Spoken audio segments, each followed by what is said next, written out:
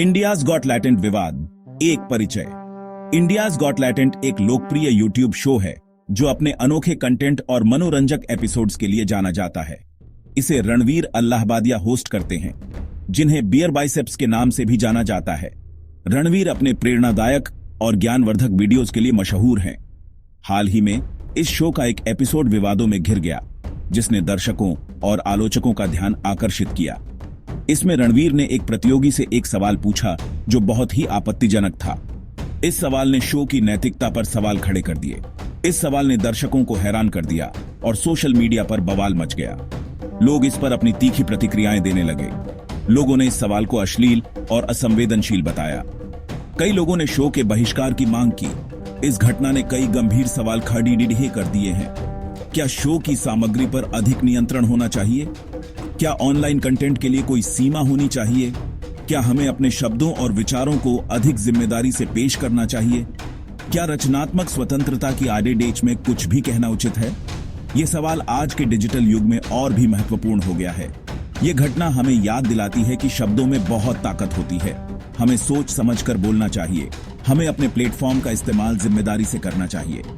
ये हमारी जिम्मेदारी है कि हम सकारात्मक और संवेदनशील सामग्री प्रस्तुत करें। रणवीर ने शो के दौरान एक प्रतियोगी से पूछा कि क्या वह अपने माता पिता को शारीरिक संबंध बनाते हुए देखना पसंद करेंगे या हमेशा के लिए इसे रोकने के लिए एक बार खुद इसमें शामिल होंगे। यह सवाल सुनते ही प्रतियोगी के चेहरे पर असहजता साफ झलकने लगी। यह सवाल बेहद ही असहज करने वाला था और इसने तुरंत प्रतियोगी को असहज कर दिया। दर्शकों में भी इस सवाल को लेकर खलबली मच गई।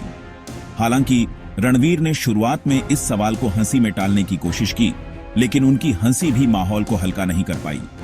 सोशल मीडिया पर लोगों ने इस पर कड़ी प्रतिक्रिया दी। कई लोगों ने इसे बेहद असंवेदनशील और अनुचित करार दिया। लोगों ने रणवीर और शो के मेहमानों पर असंवेदनशील होने और यौन शोषण को बढ़ावा देने का आरोप लगाया।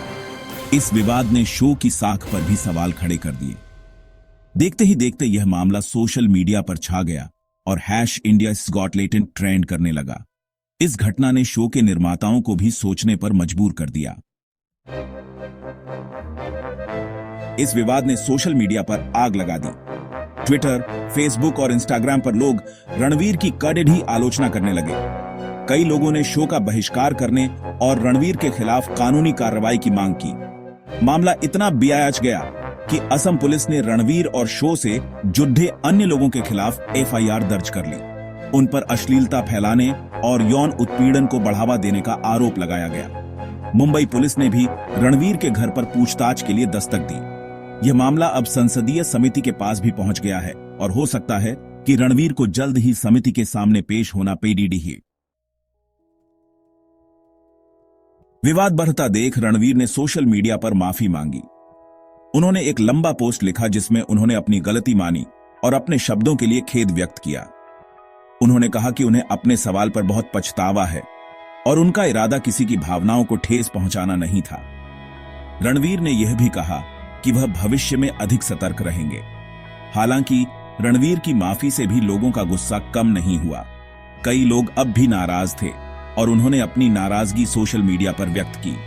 कई लोगों ने उनकी माफी को दिखावा बताया और कहा कि यह तो बस बचने का एक तरीका है। कुछ ने इसे एक पब्लिसिटी स्टंट के रूप में देखा। यह घटना हमें यह याद दिलाती है कि हमें अपने शब्दों और कर्मों के प्रति सावधान रहना चाहिए।